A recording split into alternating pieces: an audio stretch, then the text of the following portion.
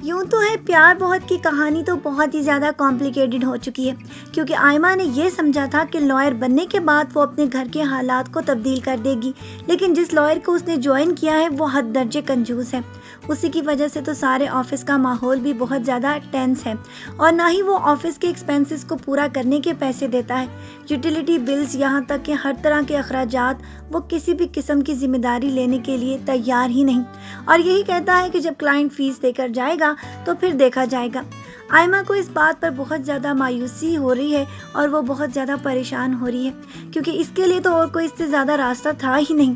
جبکہ سونیا نے بھی اب کمر باندھ لی ہے اور وہ آئمہ کے آفس میں آ کر اس کو بہت ساری باتیں سنا کر اس کو یہ بتا چکی ہے کہ زین اس کا ہے۔ اسی لیے وہ اس کو دھمکا کے گئی تھی کہ آئندہ کے بعد زین کا خیال اپنے دل سے نکال دے، اور وہ کبھی بھی یہ ہونے نہیں دے گی کہ زین اور آئمہ کی شادی ہو جائے، جبکہ آئمہ نے اس کو اچھا خاصا سنا کر اپنے آفس سے رخصت کر دیا تھا۔ اس کے بعد تو سونیا نے یہ فیصلہ کر لیا تھا کہ وہ زین کے دوست کو اپنے آفس میں نوکری دے کے اس کے ذریعے زین کے قریب جائے گی، اور ایک دفعہ اس کو زین کا پتہ چل گیا تو اس کے بعد زین کو اس کا ہونے سے کوئی بھی نہیں روک سکتا۔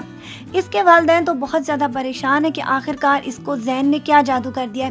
حتیٰ کہ اب تو سونیا کے والد بھی اس بات کو مان چکے ہیں کہ زین ایک اچھا لڑکا ہے، اور اگر اس کی سونیا کے ساتھ شادی ہو جاتی تو شاید وہ اس طرح کے ایگریشن کو کنٹرول کر سکتا، لیکن اس کی والدہ کب اس بات کو ماننے والی ہے؟ وہ تو اپنی دولت کی وجہ سے بہت زیادہ مغرور تو پہلے ہی تھی، لیکن مڈل کلاس یا لوور کلاس کے لوگوں کے ساتھ تو وہ بات کرنا بھی اپنی توہین سمجھتی ہے، اسی لیے اس نے صاف انکار کر دیا ہے۔ اپنی بیٹی اور بیوی کے اسی رویے کی وجہ سے وہ اپنی پہلی بیوی اور دونوں بیٹیوں کو تلاش کر رہے ہیں، لیکن مسلسل ناکامی ہو رہی ہے۔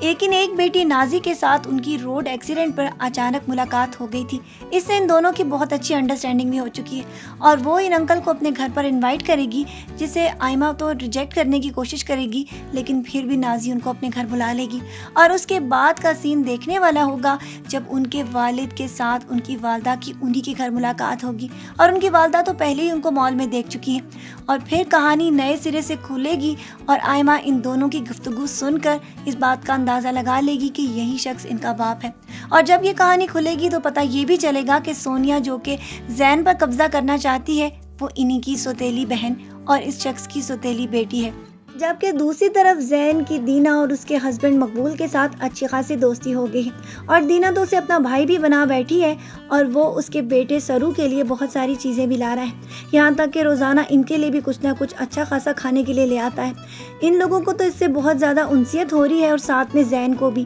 لیکن زین دینا کے لیے کچھ کرنا چاہتا ہے، وہ بھی اس کو سنگر بنانا چاہتا ہے، لیکن یہ دونوں ہسبینڈ وائف اس سے ایک بات چھپا رہے ہیں جو کہ اب اس نے بھی محسوس کر لی ہے، اور وہ ان سے جاننے کی بھرپور کوشش کر رہا ہے کہ آخرکار کیا بات ہے جو آپ لوگ مجھ سے چھپانے کی کوشش کر رہے ہیں۔ اور اسے نیکسٹ ایپیسوڈ میں دینا بھی ساری باتیں زین کے سامنے سمجھا دے گی کہ ان لوگوں کی شادی بھاگ کر کی گئی تھی، اور اس کے بعد تو ان کی زندگی میں طوفانوں کا وہ سلسلہ شروع ہوا کہ جس کی وجہ سے یہ بچ کر لاہور تو بھاگ کر آ گئے ہیں، لیکن وہ لوگ ان کی جان کے پیاسے ہیں۔